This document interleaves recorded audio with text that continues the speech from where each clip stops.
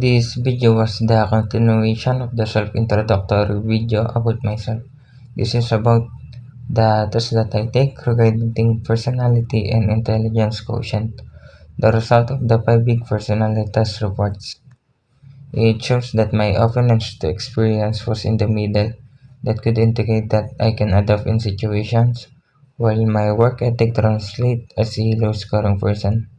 Also, my extroversion shows that I have the tendencies to work alone and like being alone. My agreeable was also translate to a low-scoring person. And lastly, my natural reaction indicates that I always experience negative emotion. Next was the IQ test. It consists of two tests, the culture fair and classical intelligence test. The result of my classical intelligence test was below average as I only answered 3 questions correctly. It indicates that my IQ level is below or up to 100, while the culture fair test shows a high IQ result that wasn't accurate as it needed a further or deeper test evaluation for it to be accurate.